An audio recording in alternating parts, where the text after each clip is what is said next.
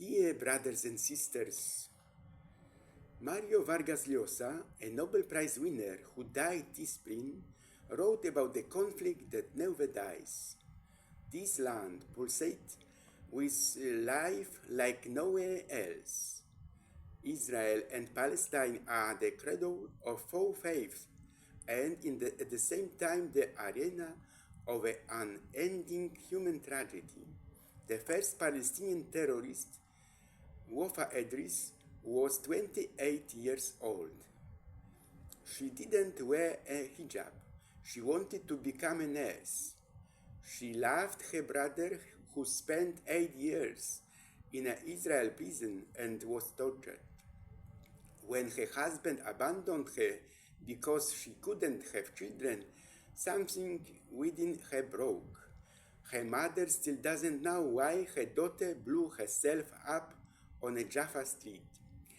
Bombs benefit the Palestinians, the old woman says. My daughter is in paradise. We'll meet there soon. Wafa's story is one of the harrowing stories that make up this extraordinary reportage. The eminent novelist turns to non-fiction to describe what seems indescribable. Remaining faithful to the ideas of freedom and justice, Llosa strives to understand the sources of a bloody conflict and seeks a way out of the vicious cycle of violence. He also poses a question that remains relevant today. Is peace in the Middle East even possible? Meanwhile, the modern world is no longer interested in freedom. It prefers submission. In this era, we have a budget deficit. We also have a deficit of spirit. This last lack terrifies me.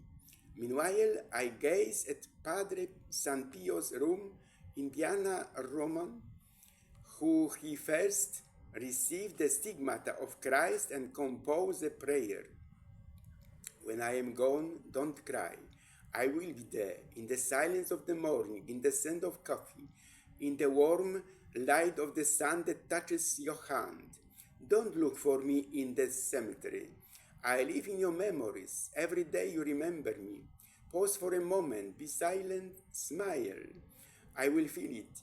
Because true love never dies. She's simply learning to be silent. This summer, I'm discovering Poland from a bird's eye view. I wish I could even see it from the sky. They're handing me a complete album online that tells the story of contemporary Poland from such a unique perspective. I received this beautiful album 2 days ago as a holiday gift through internet. I'm thrilled. Beautifully crafted, wonderful shots. I highly recommend the photos on Facebook also. And besides, this summer, brother, sister, get out of town of today, and maybe even abroad occasionally. Discover the real Naples, or maybe Athens. What a view! Philopappou Hill, in the foreground, a view of the Acropolis, and Lycabettus Hill in the distance. Over 2,500 years of history, Greece. I never forget Chicago. I remember the L at the Lake and Wabash intersection. The rumble you feel before you hear it. The classic CTA line. This section of the L has circled the city center since 1897. Over 100 years of creaking steel, skipped stops, and unparalleled city views. This L helped shape the city. If I wanted to start my career, it would be in America. Here I tell you a story from a boy repairing spindles, earning pennies to steel tycoon.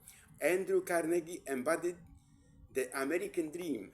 After selling Carnegie Steel for $480 million, he spent the last years of his life founding libraries and universities and inspiring generations of philanthropists.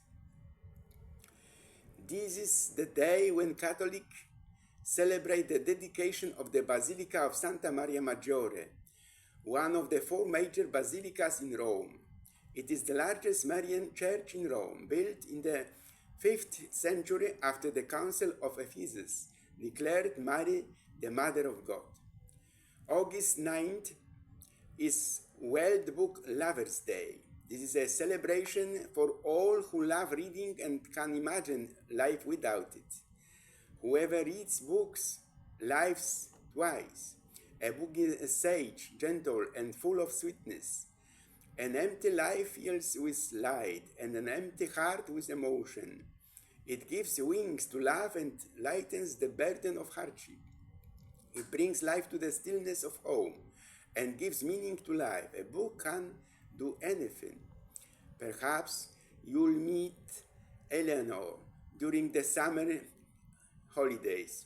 Edgar Allan Poe, the American literary critic, wrote in his poem Eleanor, "Men have called me mad, but the question is not yet settled whether madness is or is not the highest intelligence, whether much that is praiseworthy or all that is profound does not arise from a disease of thought, from moods of mind exalted at the expense of the common intellect."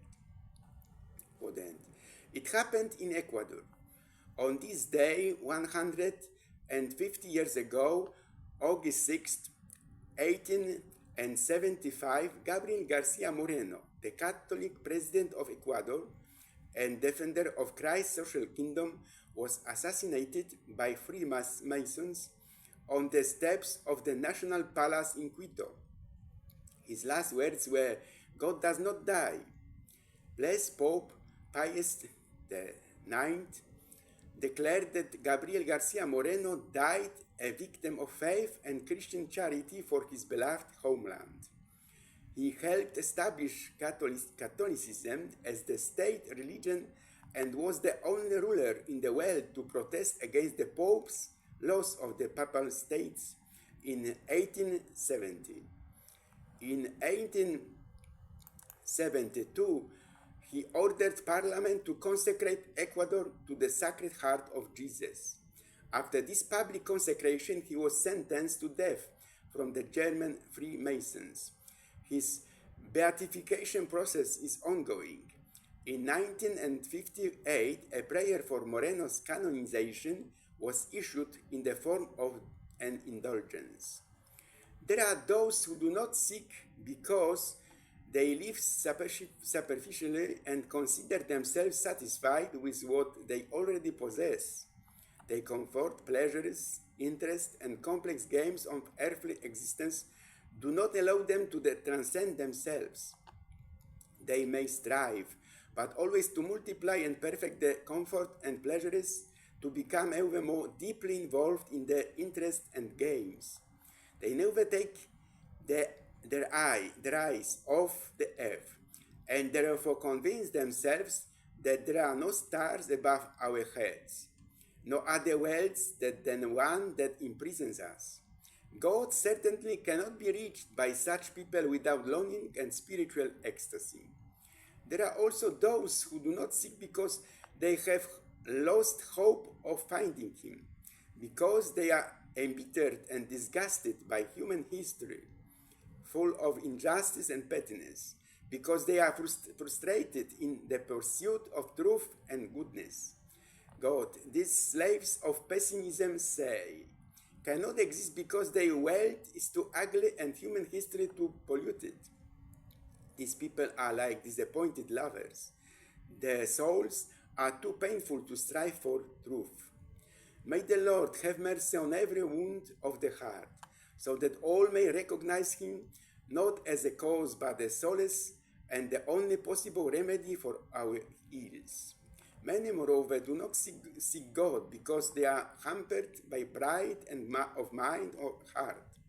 Pride of mind sometimes blinds modern man, who, intoxicated by scientific and technological successes, succumbs to the temptation to think of God as a useless hypothesis, acceptable only to the uneducated and primitive, almost as the embodiment of ancient ignorance and impotence. The opposite is true. Without God, a void opens in the universe that not science or technology can fill. A void that sucks and consecrates into nothingness those who refuse to cling to Him, the eternal rock, and emptiness that is the end of all human hope. Pride of heart is characteristic of those who seek to impose their power on others, even at the expense of justice and piety.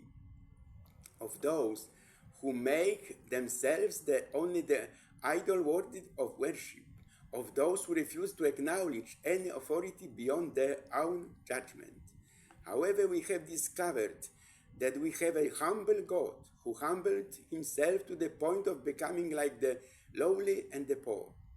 Therefore, the proud, deprived of their natural nature, will never encounter him until they themselves are converted to simplicity and gentleness of soul.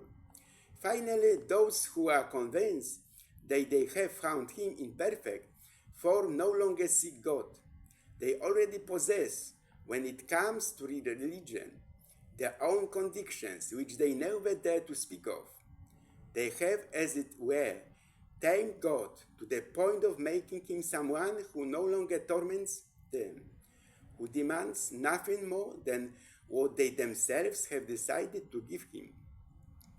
We only hope that the Lord will always be able to break free and penetrate our inner world, revealing to us his proposals for love, which always exceeds what we consider to be the proper measure. This is what Cardinal Giacomo Biffi said on January 6, 1988, and for these many intentions, I am praying the Rosary again. To pray the Rosary means learning to look at Jesus through the eyes of his mother, noted Pope John Paul II from Poland. Holiday greetings, your Father Stanislaw.